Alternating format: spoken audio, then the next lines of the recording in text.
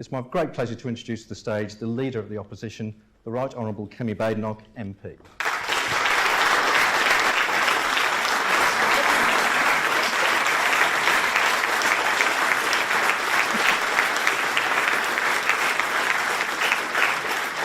Thank you, and good morning, everyone. Alan, thank you so much for that wonderful introduction.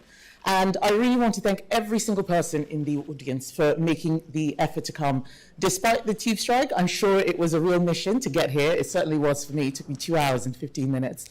But I'm glad I chose this venue. And I chose it for a very simple reason. No one understands the need to live within your means better than accountants. You are the people who spot the problem before the bill arrives. You know the difference between a plan and a promise. And unlike most politicians, you actually believe that numbers should add up.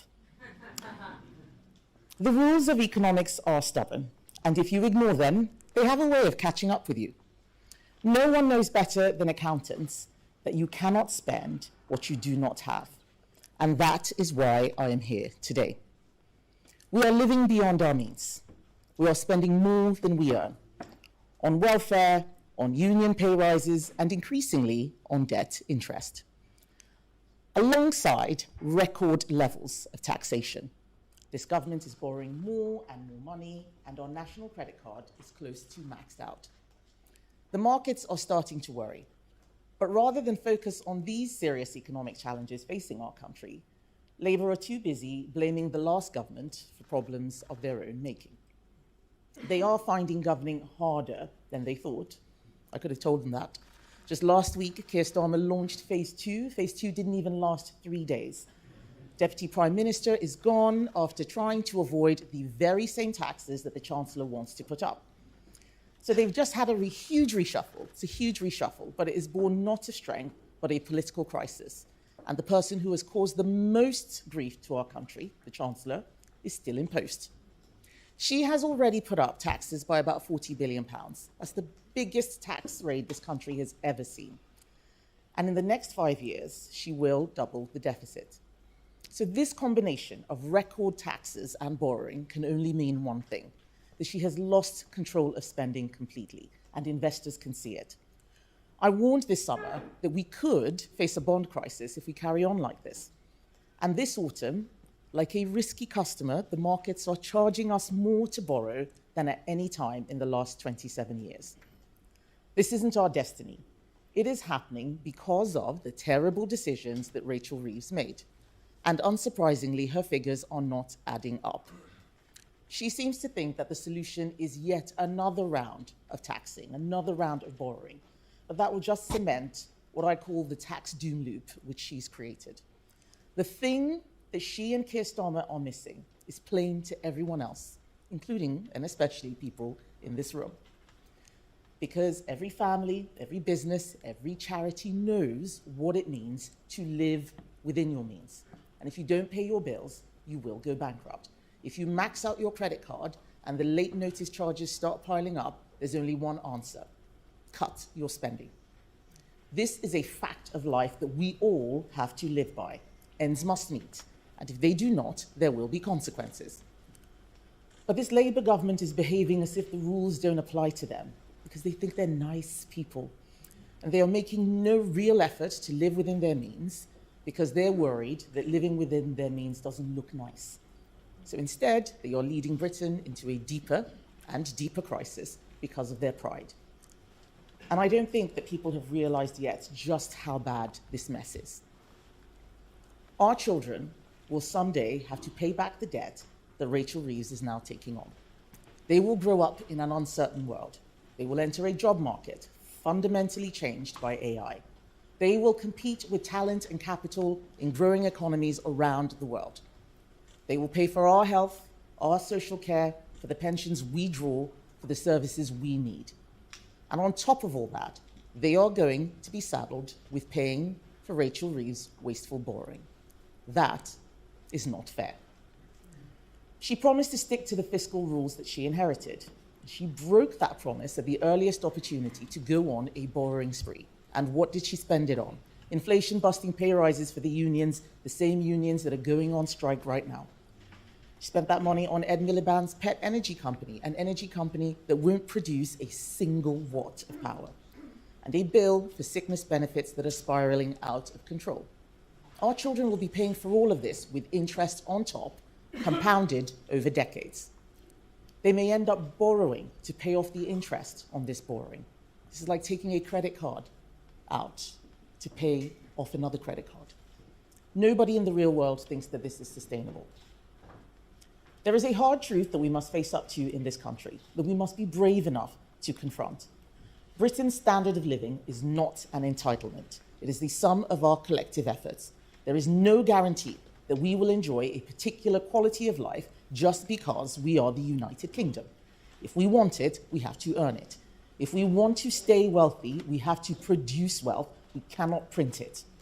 And those politicians spending money on things we cannot afford or making promises they can't pay for are misleading you.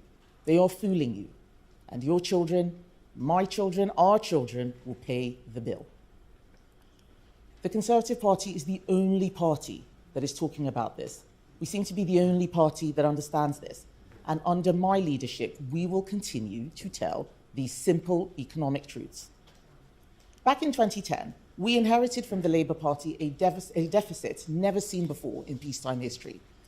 Gordon Brown had not fixed the roof while the sun was shining, so when the financial crisis came, we were exposed. The state was borrowing £1 of every £4 it spent. And it was the Conservatives, as usual, who were elected to clean up an economic mess.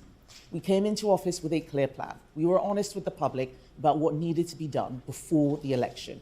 We took difficult decisions, and Labour hated and voted against each one. But we reformed welfare, so millions more got into work. And we brought down the deficit every single year until the pandemic. And I'm not saying that everything we did was perfect, because if it was, we would still be in government. That's a fact. But we did take some hard decisions so that when a storm came, a once-in-a-century pandemic, we could act. We saved jobs, we protected livelihoods, and we kept businesses afloat. We got the country through it. But the pandemic is now over. Yet this government is borrowing for day-to-day spending, for welfare, for public sector salaries. Their only money-saving idea, the Office for Value for Money, is now being closed down because it cost the taxpayer £1.6 million. This is not serious. The problem is that the more Rachel Reeves taxes us and the more she borrows, the less we will grow. She put up employers' national insurance. We warned them this was a tax on jobs, so it proved to be. Unemployment has risen every month, bar one, since Labour won the election. These numbers aren't just statistics. Each one is a career terminated, a service never rendered, a family with plans ruined, a household in hardship. And what no one ever sees is the jobs that weren't created as a result of these taxes, or the young people who didn't get their first break. And to cap it all off, the government have let the trade unions dictate a raft of new burdensome red tape. They are, right now, pushing through an employment bill that increases trade union power and guarantees more strikes like the ones crippling London today. That bill will destroy probation periods as we know them and bring in day one rights that put young people and people coming off benefits at a disadvantage. And in a move we have never seen before, all 5 of the major business groups have come out against these new regulations. Angela Rayner was the champion of this war on enterprise. But now that she's gone, I say it's time for the government to drop this bill and go for growth.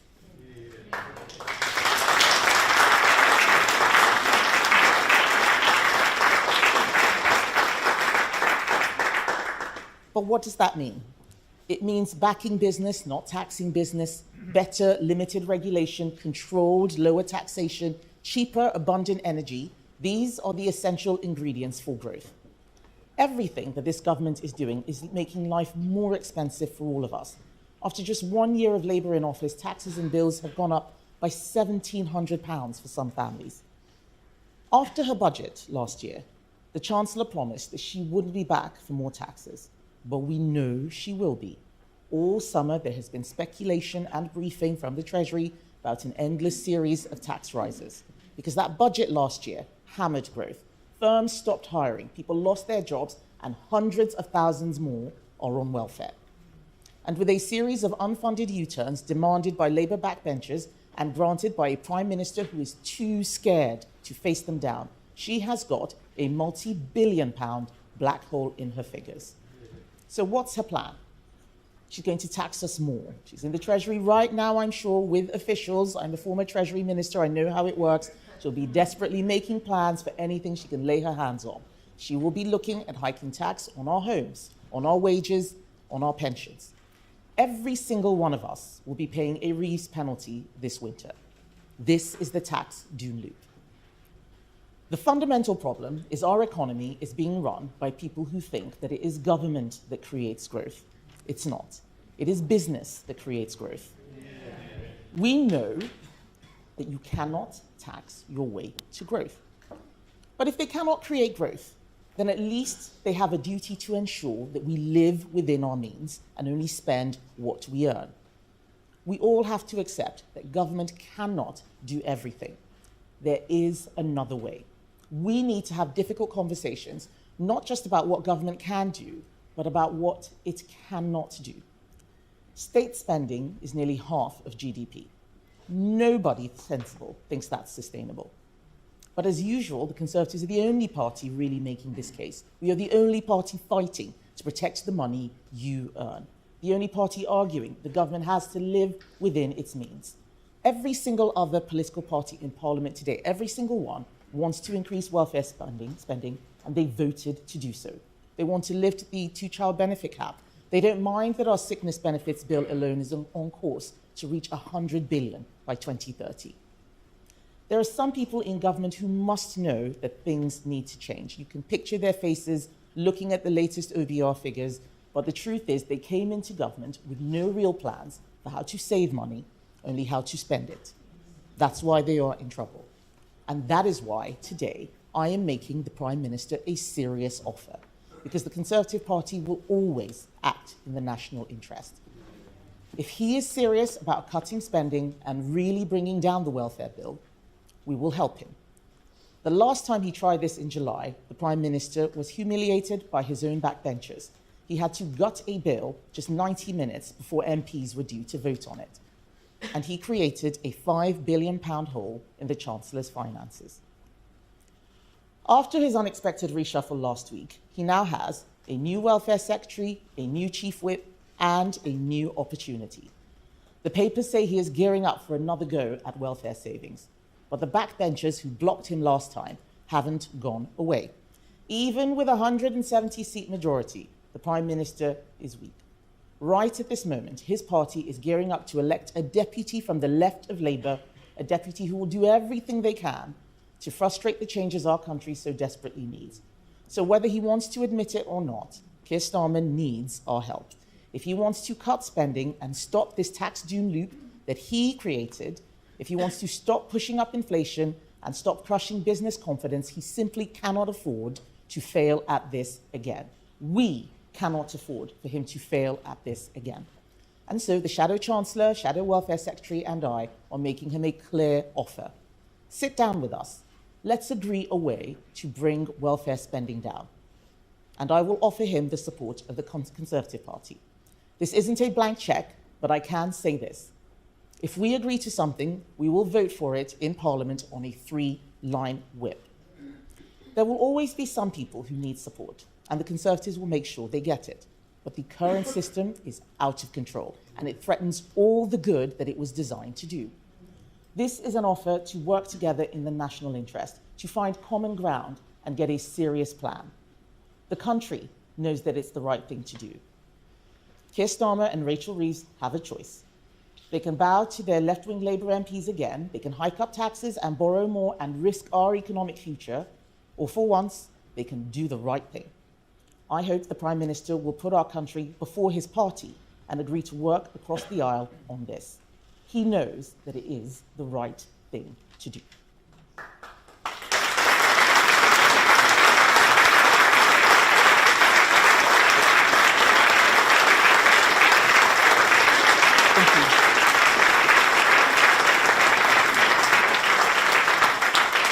So I think we now have questions from the media. First up is Tamara Cohen from Sky. Tamara Cohen, Sky News.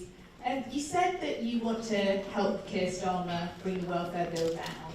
You had an opportunity less than 3 months ago to vote for a package of welfare cuts worth £5 billion, but you instructed your MPs not to vote for those. Do you regret that decision? No, because that bill did not reduce welfare spending. That bill increased welfare spending. Just because they say it's going to reduce spending doesn't mean that it will. They knew at the end of it that that bill was actually going to increase spending. They changed the bill halfway through, 90 minutes before we voted. Of course we weren't going to vote for that. Why I'm making this offer today is so that we don't have a repeat of what we saw, where Labour backbench MPs held the Prime Minister hostage. So we know that he may not have the numbers, and we are offering ours. If he will work with us, let's find some common ground. We can do this. Thank you. Thank you. Chris Hope, GB News.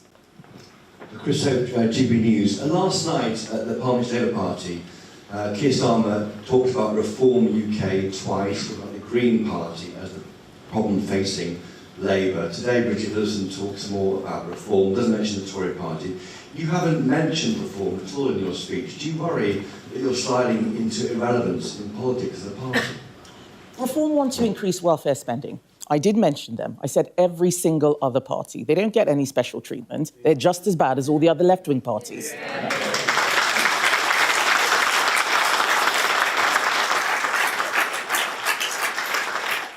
But the fact is, the Prime Minister is facing a political crisis. He is now more focused on what's going on with the Labour Party than what is going on with the country. It is my job as Leader of the Opposition to bring the attention to the issues that affect all of us, not on who's going to be Deputy Leader for Labour.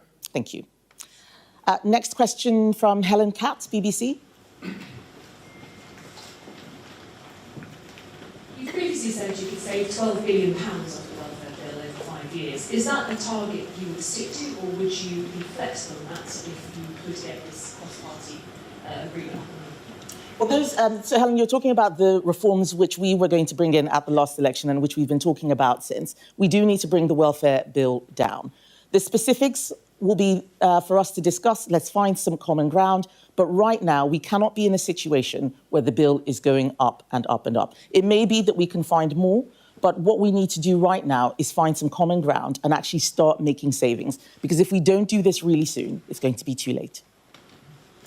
Max Kendricks from The Times. Thank you. The annual cost of the triple lock on pensions will reach $15.5 billion a year by 2030, 3 times higher than originally predicted when the policy was first introduced.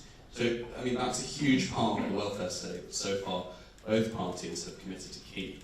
If in this hypothetical cross-party committee Labour suggests getting rid of the triple lock, would you support that? No, the triple lock is Conservative policy, has been, and it continues to be so.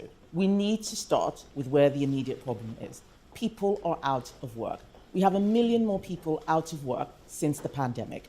We've been getting an extra 1,000 people since Labour coming into office every day claiming health and sickness benefits. That's 3,000 new people every day. If we start there, then we can start fixing the problem. If we had 3% growth, a lot of these problems would disappear. If we can get growth back, then we don't need to be talking about the triple lock. But right now, what people see is unfairness. They see a whole bunch of people not working and them having to pay more and more, having a higher cost of living, paying for other people not to go to work. From the principle of fairness, the important place to start is welfare. And that is why we've started with welfare. That's where we have identified savings, and we want to find common ground with Labour. Thank you. Ryan Saby from The Sun. Thank you. Nigel Farage recently said it would be 50-50, you'd be gone by Christmas. As we head to the party conferences, is this the start of the fight back, or is this make or break for you? This is me doing my job. Nigel Farage can say whatever it is he likes. On Sunday, he sat there saying that he wasn't actually sure how he was going to deliver any of the things that he was talking about. This is not serious.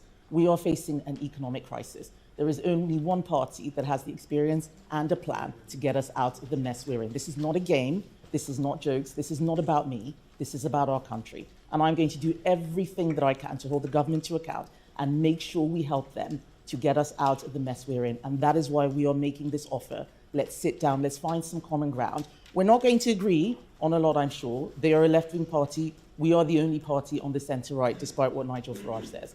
But right now, we need to work together to solve this problem.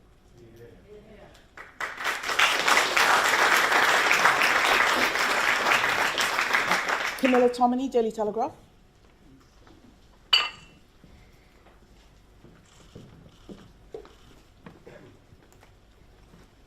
Hi, Camilla Tominey, Daily Podcast. You're saying that you're serious and that you're the only party that can be trusted on the economy, but we haven't actually heard any policies on the economy from you specifically. Some think that when the Tories were in office, they were actually anti-business by putting up corporation tax, that you didn't keep income tax down enough. What are you actually going to do, for instance, on tax? And I don't mean outline your manifesto now, but give us some ideas that you might be exploring. So, thank you, Camilla. As a former business secretary, I know exactly what business was telling us.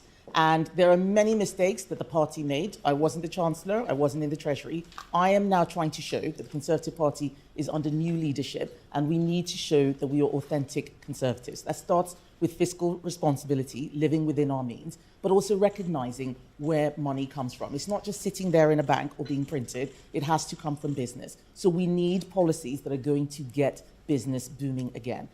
Last week, I talked about one of our biggest policies on net zero. Net zero is an economic policy, and it is costing this country billions of pounds. I said we need to start drilling oil and gas in the North Sea again, because right now, what's happening is we're importing from Norway, who are drilling in the same basin, while we're closing down our businesses. There's about £150 billion worth of tax that the oil and gas industry can give us if we set them free. And that's just one example. There are many others. But we need to start looking to business to get the growth, not to Rachel Reeves, because she doesn't know how to.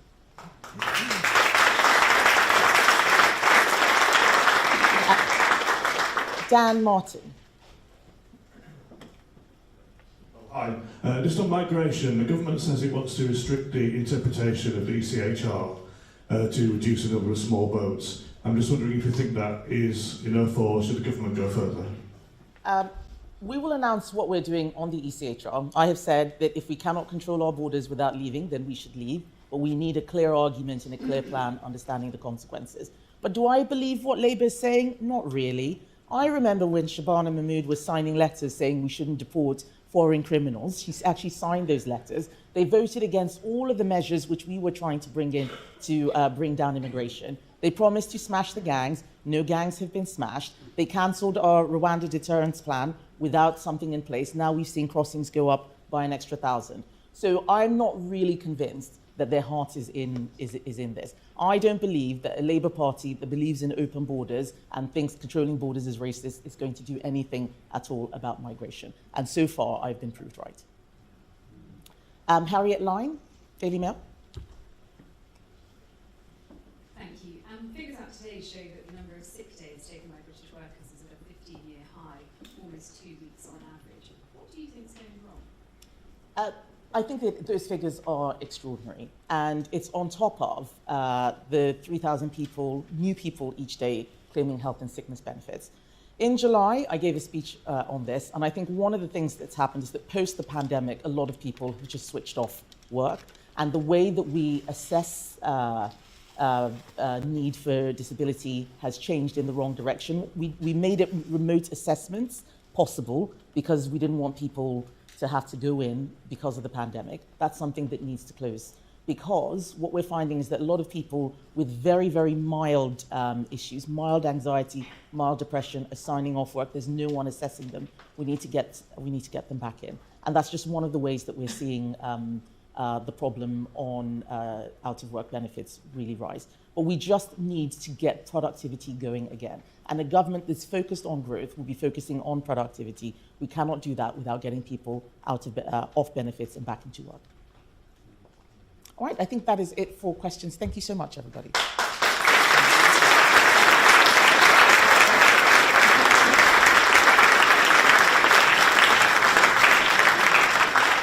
Thank you very much, Kemi, for that. As you said in your speech, engaging with business understanding is really essential to finally unlocking the growth that this country needs. And with that in mind, we've been asking our members at ICAW about the real issues that they're concerned about. And they've come back with issues around public spending, AI, growth and investment. So I wanted to explore some of those with you if I can. And we'll start with the last one, growth and investment. So we've heard very clearly this morning about the need for stronger growth. Confidence amongst our members at the moment through our business confidence monitor is at an all-time 3-year low. So they tell me that rising costs, complexity and constant changes, so as well as the upcoming employment rights bill. Sorry, I'm just going to take this cushion. I'll do the same. But they're telling us it makes it harder to invest. So beyond tax, you talked about that. Can we explore a bit more what more you think the government needs to do to help businesses get the confidence they need to plan, invest and grow? So one of the most frustrating things about being business secretary was understanding the issue but not having the levers. And the most frustrating thing that business experienced was just the lack of certainty. Things changing again and again. Today we're doing this, tomorrow we're doing that, and they couldn't plan. Business needs certainty in order to invest. So providing an environment where they have that certainty is really critical. And that means setting out what a Conservative government's roadmap looks like. So that's one of the key things. But we also need to look at what business is asking for. They are overburdened by red tape. This is one of the things that is not looked at enough in government right now. You talk to a business, especially a small business, they complain about even the local council bringing in more and more regulations for them to comply with. And we may see the businesses that close, we never see the ones that never start in the first place. So it's quite critical that we reduce the burden of regulation. That's the work that we're doing right now. Labour's employment rights bill with more trade union powers, more strikes, day one rights, which will make life much harder for younger people and those looking for their first job. This is just yet another burden that business has to carry. And one of the things that I want to do is lift the burden off business. They're the ones who will create that growth. So a deregulatory package is going to be required, and one that gives long-term certainty, not just certainty for the next year or until the next budget.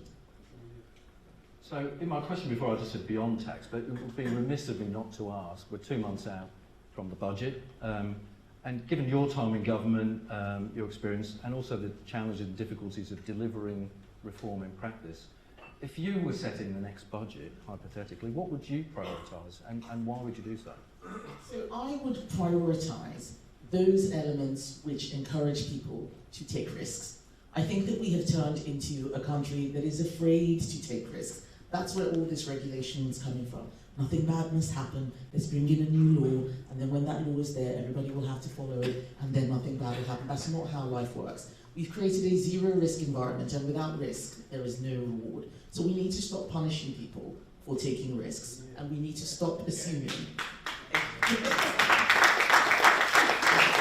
And we need to stop assuming that growth will just, will just be there as long as government is setting rules.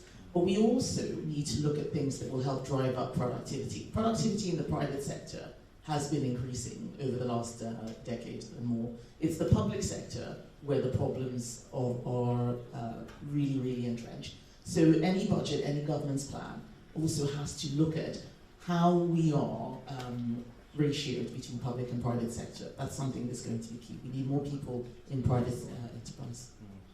That's a great lead into my next question, because I wanted to talk about productivity and ask you about that. So our members are very clear. Productivity is absolutely the UK's biggest long-term challenge, and new technologies, AI, automation could be transformative, but they also raise a lot of really serious questions. So earlier this year, in March in fact, we all heard at the ICAW about Jeremy Hunt's suggestion that AI was going to replace accountants and that they should become doctors instead. And actually a couple of days later, Bill Gates then came out and said that AI would replace doctors and teachers. So I think it's a bit difficult at the moment to be a careers advisor, if nothing else. But joking aside, there are some really kind of challenging issues. And it's certainly true, I think, that AI will change many roles, some positively and some not so. But I wanted to ask you a question drawing on your experience and expertise, because you've got not just a bachelor's, but a master's degree in computer engineering. You've worked as a software engineer. So I'm really interested in you drawing on your background as well in that experience and talk about AI and technologies and the way that you see them improving productivity, not just in the public sector, but also in the private sector. So first of all, I don't think accountants have anything to worry about. This is, and people might disagree, but if you look at what happened with Angela Rayner, I think we all need to speak to a human being about what we need to do with our. If I give you a wrong answer, you can't take it to court, there's no liability there. So I would rather speak to a qualified professional, ideally from the ICAW. Thank you. Definitely support that. But you asked about my own background in engineering. One of the things that working in tech taught me is that we always overestimate the impact of technology in the short term and underestimate it in the long term. And I think that's what's happening with AI. I remember when I was graduating, that was when the dot-com crash occurred, and everybody wanted to work online business and set up their website, and we all thought that that was what was going to make us millions and billions, and it did for some people, but for everyone else, it actually just turned out to be just another channel, just another medium, and you needed to focus on what you were actually producing, how you were actually generating wealth. I think that it's too soon to say exactly what AI will do to every single industry. It will help many. It might destroy some. What we need to do is make sure that everyone is educated to a point where they can cope with that. This is where having a plan on skills that isn't reliant on everyone going to university is going to be key. I mean, I had 2 degrees. I did one in engineering, I did one in law, but a lot of people don't know I also did an apprenticeship. And actually, it's what I did during the apprenticeship that I remember most now, age 45 and a half. I can't remember how to do parallel integration. I can't remember everything that I did in my law degree, but I can still build a computer because the things you do with your hands, I think, actually stay with you. Can I then take us back? I said we'd talk a little bit about public spending. So another thing our members are really concerned about is uncertainty and tax. We've talked about that, but the UK also faces a number of long-term pressures, and you've talked about a couple of them today. Ageing population, rising health, social care costs, the need to spend more on defence. So from your perspective, what's the right balance? How do we find the balance between keeping the tax burden competitive on the one hand, but also ensuring that public finances remain credible on the other? We have to be honest. Honesty is key. Pretending that we can always do every single thing that we did before without changing is dishonest. And one of the things that I often say is that there are no perfect solutions, there are only trade-offs. If we are getting older as a society, certain things will need to change. People may need to work longer, lifestyles may need to change. And we need to look at those structural issues that are impacting society, just as you described. What causes the problem is people believing that everything can stay the same and more money will just arrive. It's not just what's happening to us, it's also what other countries and economies are doing. More countries are competing aggressively with the West, with Western Europe, in a way that they never did before. And we have to be alive to that. In an era of increased competition, we cannot be complacent, we cannot do things the way we used to. That will require compromises, it will require trade-offs, but if we have an honest debate in politics that we can't do this anymore, let's try something else, that will be better than what we see right now, where everybody is saying, oh, we can do everything, and the only reason why we can't is because of greedy fat cats, or immigrants turning up, stealing jobs, and so on. This is not an honest conversation. Of course, we need to make sure that we look after our borders and manage migration, but we have to be honest and realistic about what life is like in 2025 and what it's going to be like for the next decades. I'm going to ask a last question now, and if we get time, we'll invite the audience to ask a question or two in the next 5 minutes or so. But it's about engagement with business. So I've talked before about the fact that we have over 200,000 members. They're working with 3 million businesses across the UK, and they cover the smallest organisation through to the very largest. And they consistently tell us that certainty, clear communications on policy matters are really essential, and you've reflected that, I think. But how do you see government working more closely with organisations like ICAW and others to make sure that the voice of business is really properly reflected in policy? But by listening. and I mean honestly listening. I was horrified when senior business people would come into my office as business secretary, and I know quite a lot of my shadow cabinet had this experience, and would explain the consequences of policy which had been designed probably years before by people who'd never worked in business, never run a business, to meet perhaps a philosophical or ideological objective. If I think about the extended producer responsibility deposit return scheme, a business was shedding its hair at the way these policies had been designed. So we need to get business actually involved in writing policy, in helping designing policy.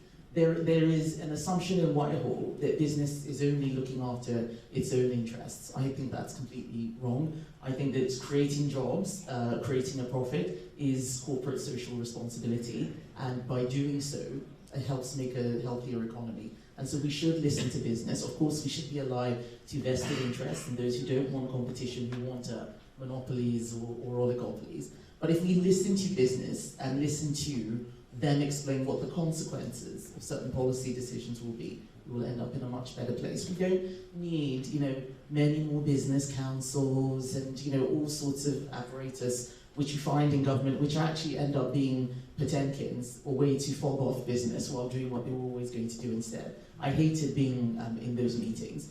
We need to have real discussions, real conversations, and that will often mean government hearing things that it doesn't want to hear or doesn't like hearing, but it'll be the truth. Thank you, Kemi.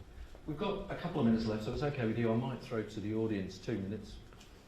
If anybody's got a question, would you raise your hand and we'll go to you. Anybody in the room? Yep. We'll go here first if you can. Bring the mic through. Hi. Oh, sorry, we've got one at the back and then we'll come to you and then we'll close. Thank you. So at the back, you want to go first? Just say who you are and where you're from. Hi, I'm James from the Conservative Disability Group. And while I agree with Kemi that we must cut welfare in its unsustainable path, do you agree that we need to invest in access to work, mental health services to support those with disability as well? Yes, and those have always been policies which we created.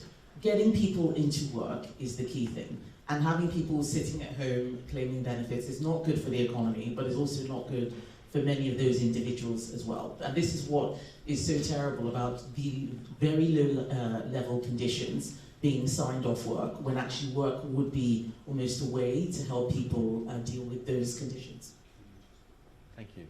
Your question? Hi, I'm Emma McClarkin. I represent the British Beer and Pub Association. I want to thank you and your Conservative colleagues for the opposition debate last week on hospitality, a sector that the Bank of England has recognised has been hit the hardest. We've lost 89,000 jobs, but we have so much to bring to the table. I represent the beer and pub sector. That's 1 million jobs. But we have received over 853 million of costs in this year alone since the last budget. Will the Conservative Party continue to support the Great British Pub by making sure that we get permanent core components of our costs come down, like business rates, with permanent reform to rebalance that, so we can keep contributing to our local economies, but also socially to the communities that we knit together?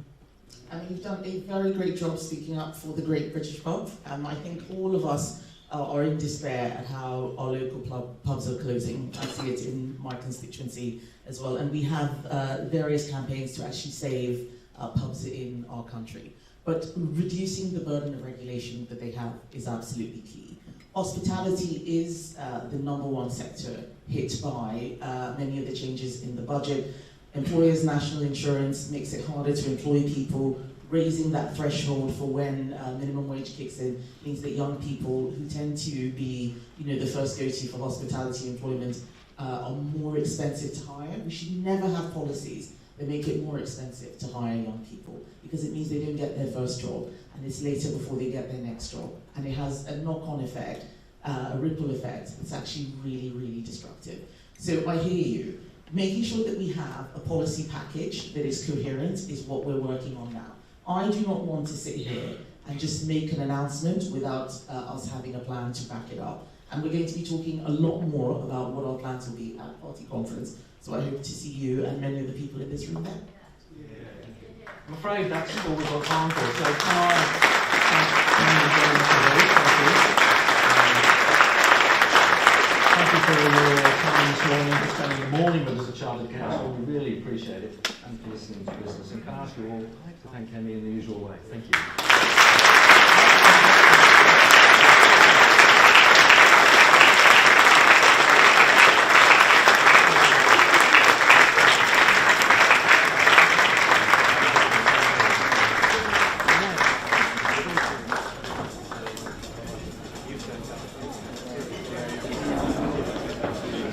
Yeah.